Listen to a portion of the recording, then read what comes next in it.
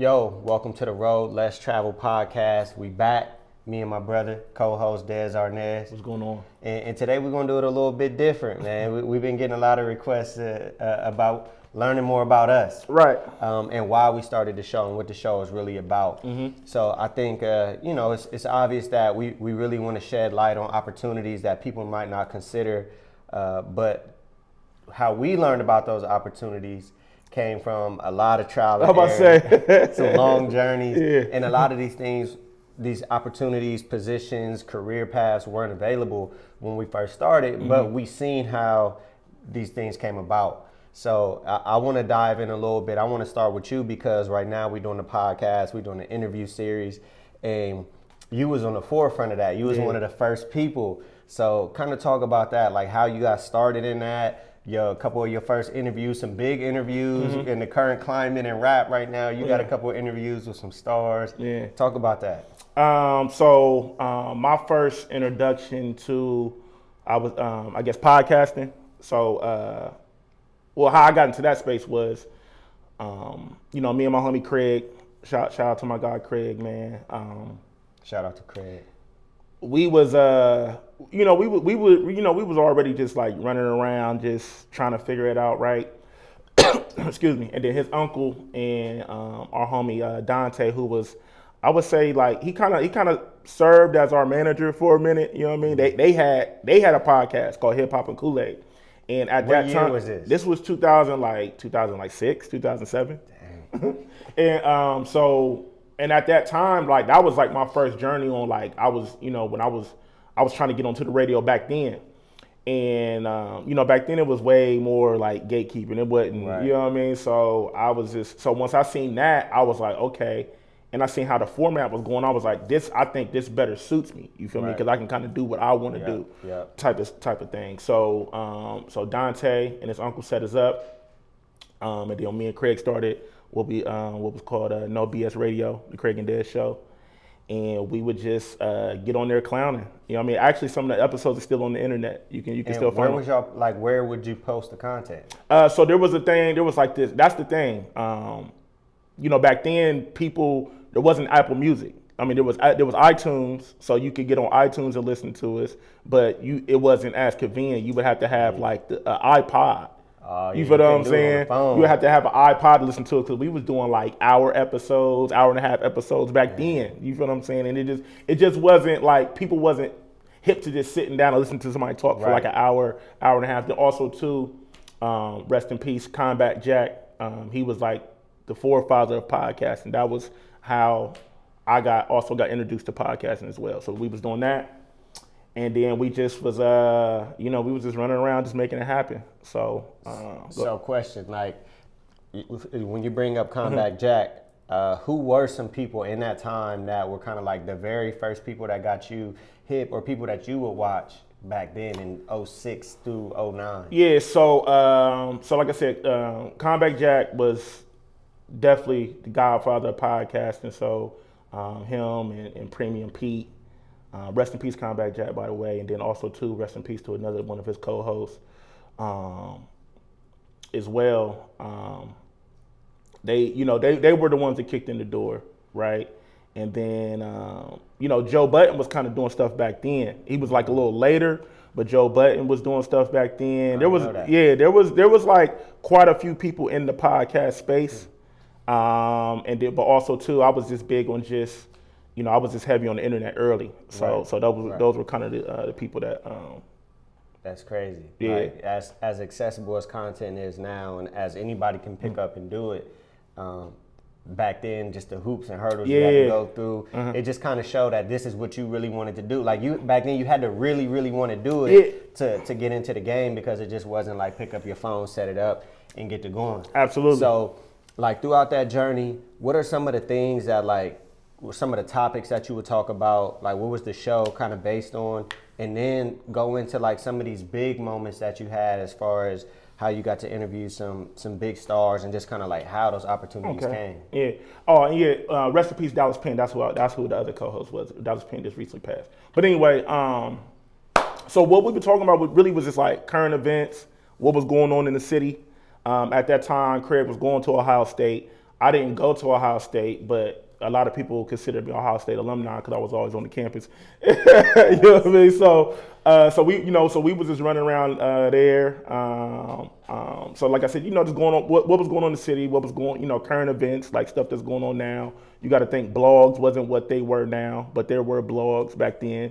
You had your shade room type of stuff like that going on back then, but it wasn't no IG. Right. So you had to really get on websites and look at that type of stuff. So that was just the basis, hip hop, whatever, right?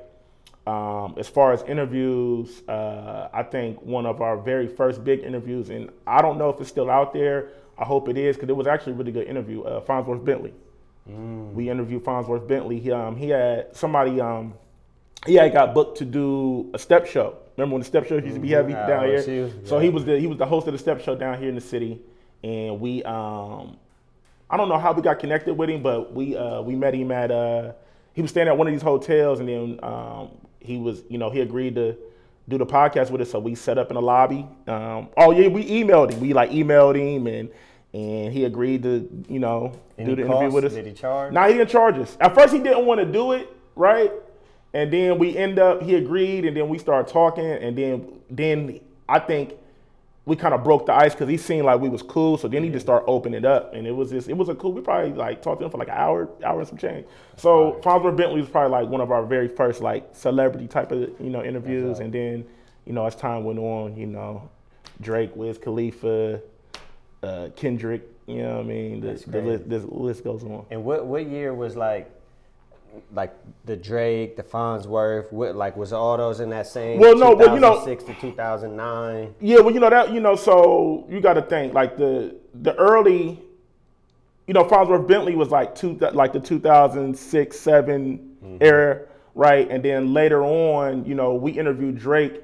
A lot of artists, I've interviewed, or me and Craig interviewed right before they big break. So me and Craig interviewed Drake right before he took off. Like when So Far Gone first came out, he was on tour. Yeah. Remember when he came down here and he was at the Ice, whatever you want to call it. Yeah. We interviewed him right that same night. Before he went to the stage, so how that happened was we was cool. The promoters that was doing it, shout out to my man Dre. Dre is MGK's road manager. Okay. So and I got cool with Dre because him and Jordy are bruh, they alphas, you know what I'm saying? So it was a small circle, right? So that's how I first met Dre, through Jordy down in Bowling Green, and then I would always be down at Bowling Green kicking it with Jordy. We got cool. They promoted the show. Dre was a fan of what me and Craig was doing with the podcast, so he was like, man, I'm gonna help y'all get an interview with Drake. He told us the hotel they were staying at. We went down to the hotel. We ran into 40. 40 came up to me and Craig like, y'all the dudes are trying to interview Drake. He because at that time, Drake was going on the press run, but everybody was asking the same questions. So we showed 40 the questions that we wanted to ask. So 40 is really the reason why we got the interview. So we showed 40 look, this is what we want to ask him. So he was like, I like these questions. Hey, I'm gonna make sure y'all get the interview. So we was in the lobby. He went upstairs. Him and Nico, him and his boy Nico came down. They got us, and then we went upstairs and interviewed Drake. You know what I mean? So that was in. Yeah. We caught Wiz Khalifa right before he took off. Like all the interviews was like, so you going from 2007 all the way to what 20? What was 10? Yeah. Because I feel like Wiz was hot in that 2008 to 10 was like that breakout. Yeah. I mean, I could be off a year or two, but I think it's important, still, even after all after every interview, we're going to end up touching on some of the same things every time, because I want people to understand the importance of one thing you said was your relationship. It's your relationship with Jordy, his relationship with his bruh, you know what I'm saying? Like those presented opportunities, but you did all the work leading up to it so that you was prepared for the opportunity when it came.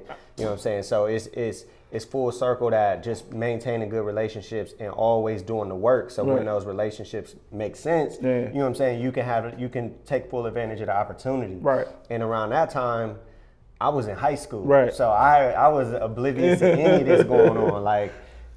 YouTube content and all that wasn't booming yet. You know what I'm saying? I graduated high school in 2009. Okay. So when I first came out the gate, it was around the time that y'all already was like having those interviews. You know what I'm saying? I was at the party when Drake was here at the ICE, you know what I'm saying? But I wasn't even old enough to be there. Right. So like that was my introduction into, you know, the content piece. But I knew you personally before then. Oh yeah. From just being around town and the parties. You know what I'm saying? The parties is something that's also been a part of our DNA since day one. Absolutely, man. It's so funny, man. And I just, you know, I'll be cracking up, but we formed our own relationships, man, like real brotherhood. You know what I'm saying? But when I be telling people like the early stories of Rio, they be like, people don't be believing it because but it shows your growth, right? But like, you know, young Rio was a different guy, you know what I mean? So like you said, it's so funny how parties come full circle, because when I was doing the high school parties, you know what I mean, you used to pull up and you was on the they can't come in list, you know? You banned me from the parties, right? That messed up my high school experience, bro. I couldn't come to no parties.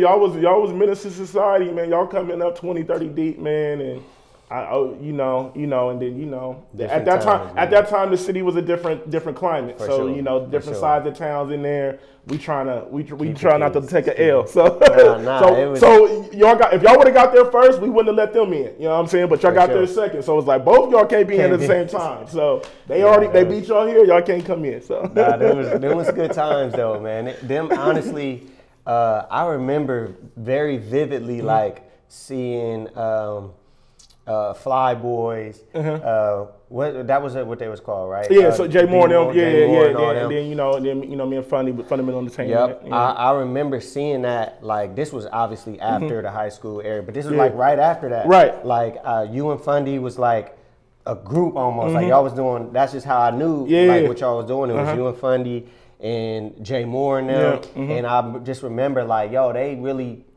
just getting paid to do what people pay to do. Like people pay to go out and kick it. Right. Meanwhile, they going out and having the same amount of fun, even more, because they got more access and they getting paid at the end of the day. And that's something that like inspired me to be like, bro, I know everybody in the city. You know what I'm saying? Like I got a ton of friends. I could throw a party. Absolutely. I was oblivious to what it really took to throw a party. But in my mind, I'm like, yo, I could do that. I enjoy going out. Why can't I? You know what I'm saying? That kind of gave me put that battery in my back to start doing events, which came a little bit after, and it's a long-winded conversation how it came about. But events, content, these are things that we've been doing for well over a decade. Well over a decade. Closer to 20 than to 10. Facts. I'm about to say, definitely for me, closer to 20. Yeah. For sure. and it's just crazy that, I want to bring that up because a lot of these opportunities that we see now weren't even an option back when we first started. Nah. You know what I'm saying? Being able to do even just like food content, like people going to different restaurants, doing food reviews and sneaker reviews, and that's the new rap now. Food reviews is the new rapper. So. Bro, and being able to just print your own tees up and drop a clothing brand and create an Instagram and website, it was just so much more difficult back then. But I feel like everybody just was cracking at it until the doors just opened and a lot of people feel like it's too many podcasts, it's too many clothing brands, it's too many this, it's too many that. But on the same side, it's like, so many talented people are being birthed in this moment. So many amazing podcasts, so many amazing content, some of the best fashion designers, people who come from where we come from, where we don't have a lot of access to stuff. We don't have a lot of capital. We just young kids in horrible environments trying to get up out of it. So it's a catch-22. It's like, an area might be oversaturated, but also it's still opportunity for, the next up-and-coming generation, the stars to be born. Yeah. So how do you feel about everybody a rapper, everybody got a podcast, everybody got a clothing brand? Like, what's your take on that? Well, my take on it is this. First things first. I mean, no matter anything that people are when these examples, because now the internet, what the internet is now wasn't what it was back then, right? Sure. So now we have more access, we have more visibility of this stuff. Back then, like you said, I didn't have no real examples besides the people that I was watching doing it from, New York, LA, these major cities. You feel me? So I just was taking those examples and trying to put my spin onto it. Yeah. Now with all this money being presented, everybody's getting into the space. But first things first, I would say, cream always rises to the top, right? So, the best of the best is going to eventually, and not necessarily, right? Because there are some really good content creators. They just don't have the money, the capital, the access to really, it's more than just creating the content. There's a lot that goes into it, but it's a whole business. Yeah, but I would say I would rather see people doing that than out here stealing cars and committing crime or whatever. So if whatever your passion, whatever you want to get into, whether it's rapping, YouTube and stuff like that, if that's what if you have a real passion for it, why not do it? But one thing I don't want to happen, and what I see what's going on is a lot of us that come from these areas, right? Poverty-stricken areas, low end, whatever the case may be, right? Yeah. We feel like that's all we can that's do. Our only out. And I'm glad Sport, that you sports, drugs, and entertainment. You know what I mean? And there's a big gap for the blue collar work, trades and stuff like that. Like you can still be successful and make a lot of money in those type of areas, but once again, the access isn't being there. Yeah. So I agree with that 100%. And like I'll touch on 2 points you said. One was the passion. I think that's the key. Is like, do you really want to do this, or are you doing it because you think it's cool, you think it's going to help you, in some, get girls or just get some quick money? I think it's the money thing. I mean, you got to think about it. When you seeing a 13-year-old, when you seeing somebody like Kai Cenat that's making millions just streaming all day, like, are you gonna want to do that, or are you gonna want to go pick up a book? Like you gonna want to be a streamer. So I can't be mad at you for it. But if you just simply chasing the money, I feel like you're gonna crash and burn. It's a double-edged sword, because it's like, on one hand, like if you're just doing something for the quick bag, if you're just doing something for the quick look, it's not sustainable. But on the other hand, it's like, I encourage the youth to try as many things as they can, because then that's how you can really find out what you like and what you enjoy. 100. So I think, like you said, it's a passion thing, man. Chase your passion. Don't chase the quick dollar or what's the cool look. But then another thing that you said was sports, entertainment, rap. That's what we see, and we feel like those are the only options. And that's the kind of the key point in what this whole podcast is about. It's like, what are those things in between? That, all right, you could still be in the entertainment industry without having to be this entertainer. You know what I'm saying? You could be a journalist. You know what I'm saying? You could be a pattern maker. You could be the videographer. You could be a production team. You know what I'm saying? So you can be Zach. You know what I mean? Shout out to Zach behind the camera. And that's the thing. I think everybody feel like they got to be the person in the front, the person being seen. But a lot of times, well, really, without a Zach, none of this works. You feel what I'm saying? And I think, when I look at stuff now, I really wish back then I would have got more into the behind the scenes. Because that's really where it's at. You know what I mean? Like because since especially now with the content space being so important, everybody trying to create content, everybody wants you to, everybody want to do these 24/7 access, this, that, and the third. You can't do it without a videographer. You can't do it without a person that's going to edit it. You can't. Those people are the most important people, and people are getting paid big money to be able to do that, and you won't even know who these people are. So it's like, people like Zach really are in the best position because they can get paid and still live their life. They ain't got to worry about people bothering them. They can still be a normal person. They can go grocery shopping and, being in front of the camera. A lot of times a person in front of the camera be broke. And that's also, it's more sustainable because, celebrities or people on the other side of the camera, they crash and burn. Eventually, you're not on top forever. At some point, people get tired. You age out, you phase Absolutely. out. You know, you get Me Too'd out, you get canceled. Like, there's a million things going on while we see like the biggest stars, and then it's something behind the scenes or whatever the case may be that dims their light eventually. But on the other side of the camera or the production team, whatever, you always can go to the next star, work on your own project. We see a lot of people filming and editing their own work, but you learn those, you have to do those, you have to learn those skills. And then you can eventually get your own production team, you know, create your own production team where you're not physically doing the work. You know, you got a group of guys under you doing the work, you know, you contracting it out. You know, you get in the bag, you contract it out to these guys, and you doing your own thing, you paying them, and you know, you living the life. For sure. And nobody know who you are. And like, who is this dude? Like, Yep. And that's kind of like, it's just really the whole point of what we do is to shed light on those type of opportunities. And I know me and your journey a lot of the time has been more in the forefront. I've been like the face of whatever we're doing.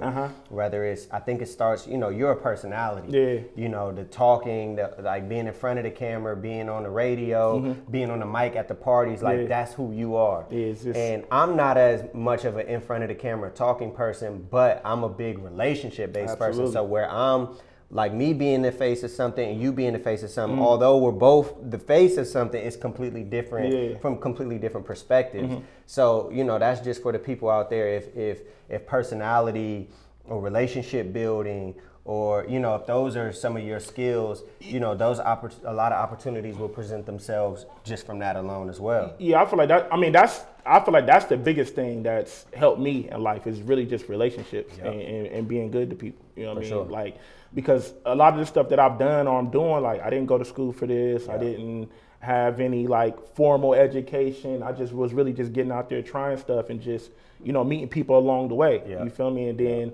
just me, being cool with people, it's presented other opportunities. You feel me? So relationships is extremely important. A couple other like super dope things you had the opportunity to do was festival hosting. Shout out to Dom. Shout out to Dom. He was the last guest we had. A really, really close friend of both of ours who gave us both a ton of opportunities, paid it forward as he progressed. How did that happen? Other than you cool with Dom. Obviously Dom's cool with a million people, but he called you. So how did those opportunities come about, and what was the jump from hosting clubs and radio? Well, I don't think, were you on the radio before then, or was it after? I think it was after, wasn't it? Well, I think your actual, like when you were. I think the first Number Fest, I wasn't on the radio then, and then afterwards I was on the radio. So from the first Numbers Fest, because that was probably the craziest festival I ever been to. Was that the one we were in OU? With the crazy, right. So that one, coming from nightlife and podcasting to standing in front of 10,000 people, like, what's that transition like, and where you find the confidence to take that leap? Because I want to touch on the leap. Like you get to a certain point, you at that certain point for a minute, but eventually to get to the next level, you have to take a leap. So how that happened is, you know, at first, the very first time I was at Numbers Fest, I was there as an artist. You know, me and Craig was doing. We had a Nike Innocent Women album. And that's when, you know, Numbers Fest was a total different beast. For sure. And that's when he had MGK headlining. So, you know, I got to see it from an artist perspective. And that was the first, like, once again, experience is everything. So I was so used to coming from the nightclubs and doing all the stuff, you know, in the city. So seeing that festival and just seeing all those people out there, I think that was like Number Fest, like 8 or something like that. And I was just like, damn, like, this is different. You know what I mean? But I was like excited, like, nah, this is the next move. I need to figure out how to infiltrate this. You feel me? So then after that, a couple years went by, and really, how I got to host the next Numbers Fest, I think one of the homies, I want to say, I don't know if G4 Mikey had something to do with it. Like, I don't know. All I know is somebody was like, you should get Dez to do it. And Dom was just like, and then Dom ended up hitting me up. I was like, yo, you know, would you like to host Numbers Fest? I'm like, let's do it. You feel me? So I went down there, and, you know, this was a total different beast for me because, like I said, I'm used to doing the club, stuff like that. So I'm just like, you know, peeping the crowd, trying to figure out like, how do you get this you know, a bunch of college kids, like, Right. you know, like geeked up or whatever. So, you know, I'm just real big at like doing my homework when it comes to stuff like that. So I kind of like, you know, just looked up like different festivals and, you know, looked up like the artists that was going to be there so I can kind of know like, all right, this is what to expect. And honestly, I never come in with like a script. So like, truth be told, anytime I'm about to do anything, a club hosting, whatever, like I'll naturally just be kind of like nervous when I'm first about to say something on the mic.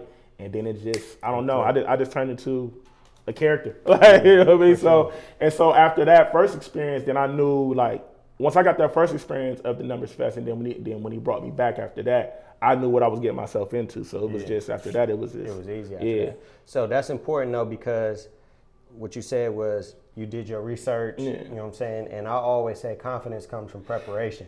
Like just kind of giving yourself enough information to say, all right, you're still gonna be nervous because you're standing in front of 10,000 plus people. It's your first time doing it, but at least you prepared enough to like, all right, I'm nervous naturally, but I'm ready though. Like this is what I'm built for. Right. Everything I did leading up to this has prepared me for this. So let's go. And you got to also too, you got to be able to get out of your comfort zone, because you got to think when you do Numbers Fest, it wasn't just hip hop. You feel me? You dealing with EDM, you dealing with EDM, you know, you dealing with these different bands, all that type of stuff. So, which ultimately, like that's my goal. That's something that I still, you know, am interested in, still want to pursue. Is like, you can't put yourself in a box. You can't just be like, you don't want to be the guy that can only do hip hop shows. You don't want to be the guy that can only do like, so I was glad I got the opportunity and got to see that type of stuff. So it made me go like, all right, let me see all these different type of areas. Let me look at the EDM. Let me, you know, let me, you know, let me see what's going on. You feel me? And so I think that's important too. You know, don't box yourself in, because you can miss out on a lot of opportunities doing that. No, that's a good point, man. And even from my own journey, starting off, you know, I kind of got into fashion working in retail. I worked at Tiger Tree, then got the opportunity. I forgot about that. Tiger Tree, Rio. I was like a sales associate. Then I became a manager of TACMA, and TACMA kind of was my, like, that's where I learned like kind of what I wanted to do. Yeah, I'm about to say, how was that? I always wonder what was the behind the scenes like with TACMA? It was like, the cool thing was I got to do a little bit of everything in that company. I worked in the marketing at one point. I was the sales rep at one point. I was on a design team at one point. I worked in almost every area of that company after being a store manager for a couple years. So it just opened me up to every other opportunity that was out, like stuff I didn't even know existed, which is kind of why I wanted to, you know, present new opportunities to people that they may not know exist. Because in Columbus, you know, even today, I'm probably the only buyer for a streetwear in Columbus. Like this is probably the only job as a buyer in streetwear in the whole city. So a lot of people coming up here might not even know, you know, that those type of opportunities exist, because it's one position, you know what I'm saying? So that's working at TACMA. I got to work in a lot of areas that I didn't even know existed. As a wholesale rep, I didn't know that there was a person going around taking, you know, all these samples all around the country to try to get your brand carried in stores. I didn't know how it worked. You know what I'm saying? Working at Tiger Tree, I would see the owner go to trade shows and like pick out brands and stuff like that. And I thought, okay, that's just what it is. I didn't know that I was going to be taking suitcases and stuff around America, going in the stores, setting up, trying to, you know, being a real salesman. So, you know, those opportunities allowed me to know like, oh, okay, these other positions exist. I don't have to be a designer to work in fashion. Like I'm not a technical designer. So I was like, dang, where do I fit in? I like clothes, I like the business of fashion, but where do I fit in within the industry? So working at TACMA, man, it was the greatest experience I ever had in my life. It was chaotic. It was, you know, a bunch of like friends just like started this clothing brand and just putting their all into it. And bro, it took me around the world. It introduced me to some crazy fun times and people. But ultimately it let me know like, this is what I want to do forever. I want to be in this industry, which led me to taking my leap. It's like, what are you going to do? Like TACMA was phasing out. It's like, what are you going to do now? What's your next level going to be? And that's why I opened up amongst peers. It was like, it's time for me to really test the waters and start my own thing.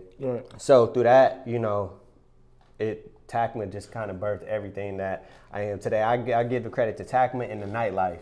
Parties, you know, granted me every opportunity that I had. Taking that leap to amongst peers, that was my moment of like, I have to like now build something that, you know, I could stand on. You know, the brand was bigger than me. People looked at Tackman. Maybe here in the city when they seen Tackman, they seen me. But as a whole, it was about the brand. So I wanted to take my leap to say, you know, who am I in this industry? Who can I be? What are my strong points and what can I build? So, you know, through this conversation, there's two key things that I really, really wanted to touch on. And you naturally touched on both of those things, which is relationships and taking that first big step on your betting on yourself. Extremely important, both of those. I can't. I mean, you know, listening to this, I feel like you can't stress that enough. Like without the relationships, we wouldn't be where we at. For sure. You know what I mean? So, you know, having the knowledge or the know-how is one thing, but like without the relationships, you know, a lot of that is going to prevent you from getting in the door. Yeah. Yep. You know, and we talk about it on every episode, and I'm gonna continue to stress it because I just want people to understand the importance of building relationships, being good to people, so that them relationships can bear fruit. Absolutely. But also in this episode, I wanted to stress the point of taking a leap.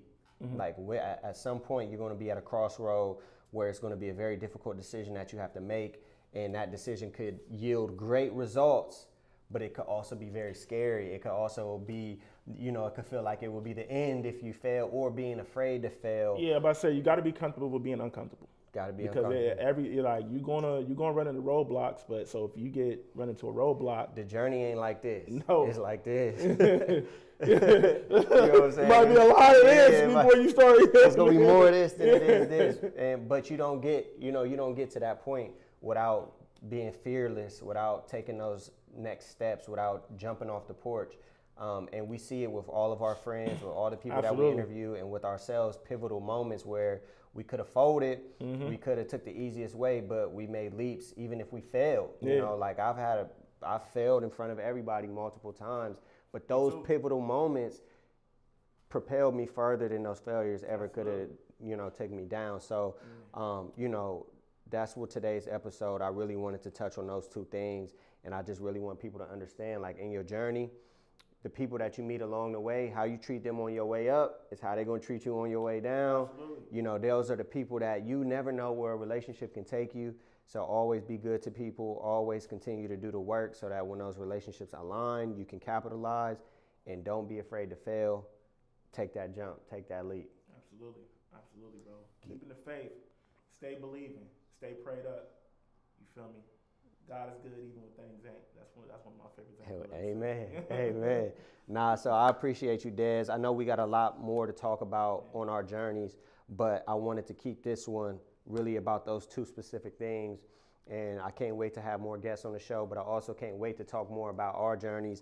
We at phase 1, you know what I'm saying? We got a lot more to talk about throughout all the years, and, you know, I'm excited about it, man. So let's get to it, man. Thank you, everyone, for tuning in, and we'll see you soon. Let's get it.